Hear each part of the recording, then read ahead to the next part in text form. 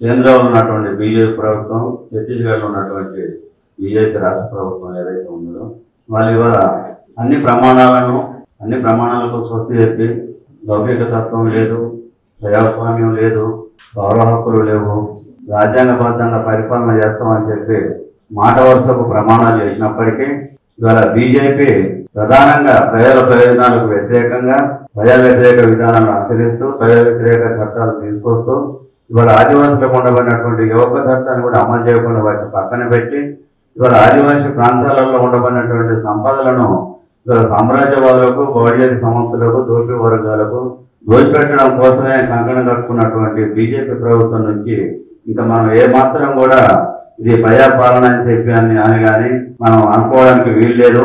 ఇది పూర్తి ప్రజా వ్యతిరేకమైనటువంటి విధానాలు కొనసాగిస్తున్నది.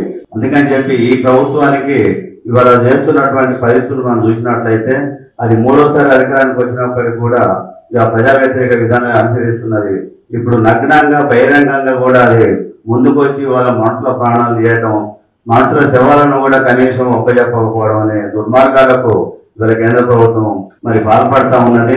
ఎందుకంటే ఇవాళ చనిపోయినటువంటి నాయకులు ఎవరైతే ఉన్నారో నమ్మాల కేశవరావు గారు ఆయన శవాన్ని కనుక ఒప్పజెప్పినట్టయితే ఇవాళ ప్రజల్లో పెద్ద ఎత్తున అలజడి వస్తుంది, ఇవాళ శాంతి భద్రతల సమస్య ఏర్పడుతుందని చెప్పి ఇవాళ ప్రభుత్వం ఏదైతే నగ్నాటి కబుర్లు చెప్తున్నదో ఇవాళ శాంతి భద్రతల సమస్య వస్తే ఈ ప్రభుత్వం శాంతి భద్రతలను కాపాడలేదా, దాన్ని అరికట్టలేదా?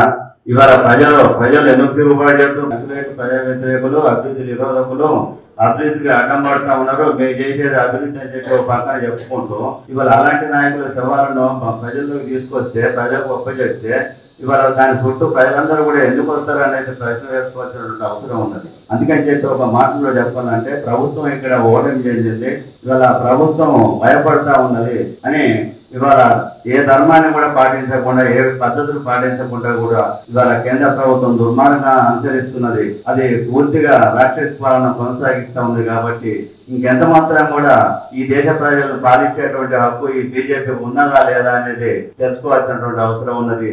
అందుకనే ముక్త కంఠంతో దేశ ప్రజలంతా కూడా మెజారిటీ ప్రజలు గల బీజేపీ పాలనను వ్యతిరేకిస్తున్నారు అనేది వాస్తవం. అందుకని చెప్పి బీజేపీ ప్రభుత్వం ఇంకెంతో కాలం ఇది కొనసాగలేదు. ఇది ఎంతసేపు కూడా సామ్రాజ్యవాదులకు, బౌద్ధ సంస్థలకు వాళ్ళ సంపదను పోగేయడం కోసమే ఉన్నది తప్ప ఇవాళ ప్రజల ప్రయోజనాలను కాలరాజు వేస్తున్నది, హక్కులను కాలరాజు వేస్తున్నది.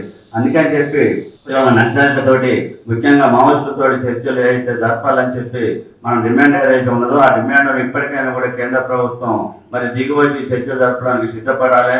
ఇప్పటి వరకు జరిగినటువంటి అన్ని ఎన్కౌంటర్ల మీద, అన్ని ఏకపక్ష బూటకప్ ఎన్కౌంటర్ల మీద న్యాయ విచారణ జరిపించాల్సినటువంటి అవసరం ఉన్నదని చెప్పి తెలియజేస్తూ కేంద్ర ఫాసిస్టు ప్రభుత్వం ఆపరేషన్ కగార్ పేరుతోటి చట్ట వ్యతిరేక హత్యలకు పాల్పడతా ఉంది.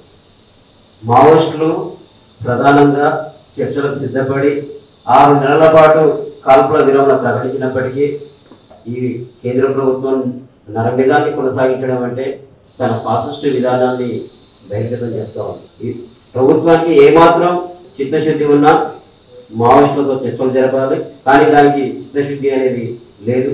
కాబట్టి భౌతిక నిర్మూలనే లక్ష్యంగా మావోయిస్టుల్ని లేకుండా చేయాలనేటువంటి ప్రయత్నాన్ని కొనసాగిస్తూ ఉంది. భౌతికంగా ఉన్నటువంటి మనుషులను చూసి మాత్రమే కాదు, చనిపోయిన మృతదేహాలను చూసి కూడా ప్రభుత్వం కలవరపడుతూ ఉంది, ప్రభుత్వం వెన్నులో చనిపెడుతూ ఉన్నది. అందుచేతనే ఆ శవాలను, ఆ మృతదేహాలను బంధువులకు ఇవ్వకుండా ఇస్తే అక్కడ ప్రజలు ర్యాలీ అవుతారు, సంతాప సభలు పెడతారు, స్తూపాలు నిర్మిస్తారు, తద్వారా మళ్ళీ విప్లవోద్యమం వైపు పౌరులు వెళ్తారనేటువంటి ఆలోచన సాగు చెప్తూ ఆ శవాలను కాల్చివేసినటువంటి పాషక చర్యల్ని దేశ ప్రజానికం ఖండిస్తూ ఉంది. సిపిఐఎంఎల్ లిబరేషన్ కేంద్ర కమిటీ కూడా ప్రకటన చేసింది. ప్రభుత్వం తక్షణమే మావోయిస్టులతో చర్చలు జరపాల్సిందిగా, ఈ చట్ట వ్యతిరేక హత్యలపై న్యాయ విచారణ జరపాల్సిందిగా డిమాండ్ చేస్తూ